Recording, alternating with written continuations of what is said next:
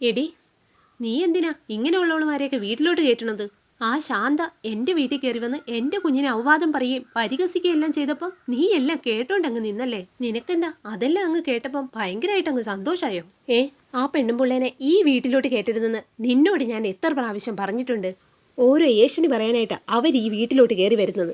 എന്നിട്ട് അവർ കൊണ്ടുവന്ന പലഹാരമെല്ലാം കയ്യിൽ മേടിച്ചു വെച്ചോണ്ടിരുന്നു. നിനക്കതങ്ങ് വേണ്ടാന്ന് പറഞ്ഞാൽ മതിയായിരുന്നല്ലോ. അല്ലെങ്കിൽ അത് തിരിച്ചു കൊടുത്തു വിട്ടുകൂടായിരുന്നോ?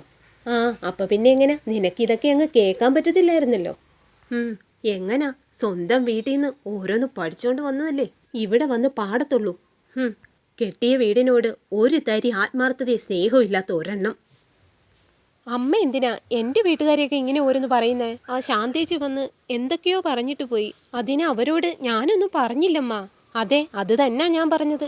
അവരിവിടെ വന്ന് ഓരോന്ന് പറഞ്ഞിട്ട് പോയപ്പം നീ എല്ലാം കേട്ടോണ്ടങ്ങ് നിന്ന്. നീ ഒരക്ഷരം മറുത്തു പറഞ്ഞില്ല. എങ്ങനെ പറയും? അവളെക്കുറിച്ചല്ലേ സംസാരിച്ചത്. നിനക്കങ്ങ് പൊങ്ങിയിരിക്കാമല്ലോ. അതെ, നിനക്കിപ്പോൾ വിശേഷമായെന്ന് കരുതി നീ അങ്ങനെ അങ്ങ് അഹങ്കരിച്ച് നടക്കുകയൊന്നും വേണ്ട. എല്ലാം തികഞ്ഞൊന്ന് വിചാരിക്കുകയും വേണ്ട. എൻ്റെ കുഞ്ഞിനും വരും ഒരു ദിവസം. അമ്മ എന്താ ഇങ്ങനെയൊക്കെ സംസാരിക്കുന്നേ? ഞാൻ കല്യാണം കഴിഞ്ഞ് ഇവിടെ വന്നപ്പോൾ തൊട്ട് അമ്മ ഇങ്ങനെയൊന്നും ആയിരുന്നില്ലല്ലോ. എനിക്ക് വിശേഷമുണ്ടെന്ന് അറിഞ്ഞപ്പോൾ തൊട്ടാ അമ്മ ഇങ്ങനെ മാറ്റം ഞാൻ കാണുന്നത്. അതെ, പണ്ടങ്ങനെയൊക്കെയായിരുന്നു. ഇപ്പം അങ്ങനെയല്ല.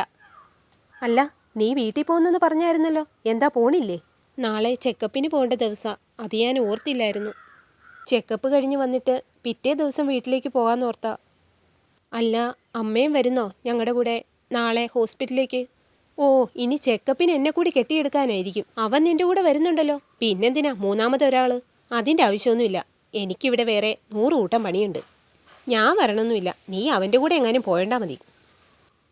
അമ്മേ, നമുക്ക് അച്ചുവിനെ കുറച്ചുകൂടി ബെറ്ററായിട്ടുള്ള വേറെ എങ്ങോട്ടെങ്കിലും ഒന്ന് മാറ്റി കാണിച്ചാലോ? ചിലപ്പോൾ അതുകൊണ്ട് എന്തെങ്കിലും ഗുണമുണ്ടായാലോ? എന്നോട് ഇനി നീ കൂടുതലൊന്നും പറയണ്ട. ഒന്ന് പോകാവോ?